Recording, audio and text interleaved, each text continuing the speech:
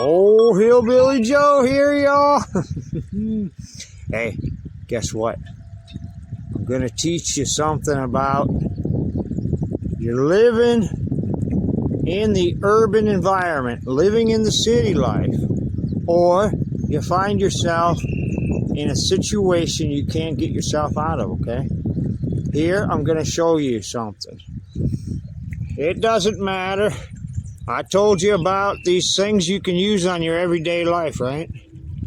Well, remember I told you about everyday life? Or if you're in a survival situation, that you have to focus on food, water, shelter, oxygen, fire, all these little things that go into life to make yourself more comfortable and everything like that. Remember I told you about that? But I also told you to keep a lighter on you at all times. Yeah, I told you to keep a lighter on you at all times because see this?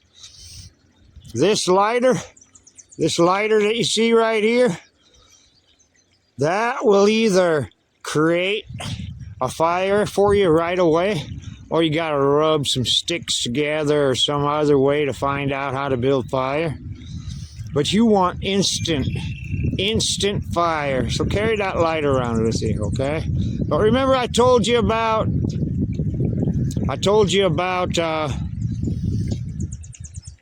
your number one survival tool.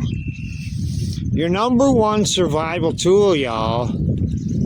I already told you this, but I'm going to remind everybody. Knowledge. Your knowledge is your number one survival tool, y'all.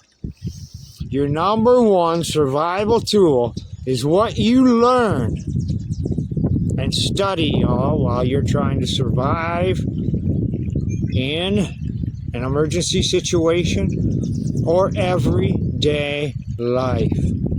Okay? Now we're going to talk about when you find water. When you find water in a stream or river, y'all. Here we go. I'm going to share with you a little information about when you find a water source and you think it's drinkable. But I want you to remember, if you find a river that's flowing water, okay, or a stream, you have to think what really is inside this water. You have parasites, you have amoebas, you never know if there's a dead animal that has died. So if the dead animal died, you never know if that dead animal's carcass is in the water. Animal poop. If the animal poop, you might drink poop. Or the animal pee. Now, animals pee and poop in the water too, okay? They also share the same water that you might be drinking if you're trying to survive from a water source. Now, I know you might dehydrate. So, you're taking a chance. Dehydration or amoebas, parasites, poop, animal carcasses, and everything like that. Only in a dire emergency would you drink this water from the stream, okay? It's a warning. Always boil your water. Always boil your water, y'all.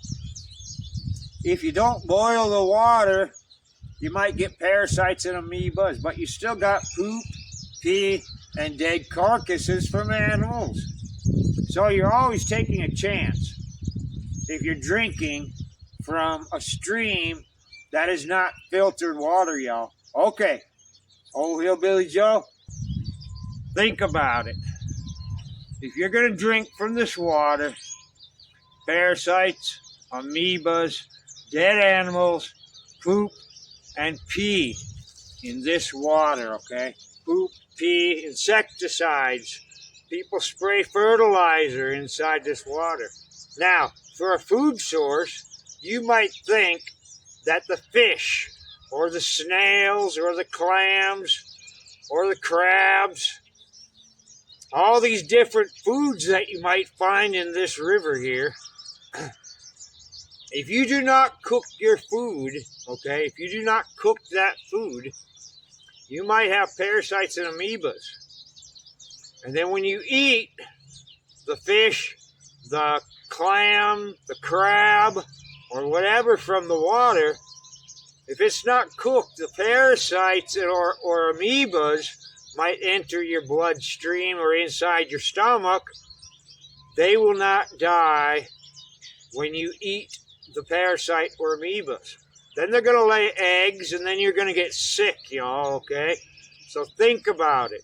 Before you eat or drink from this water, there's many things that you have to understand.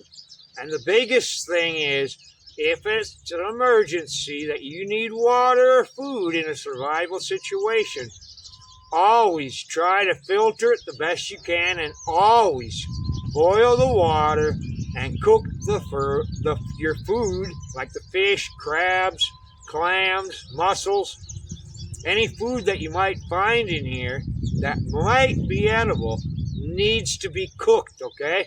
Oh, Hillbilly Joe, till next time.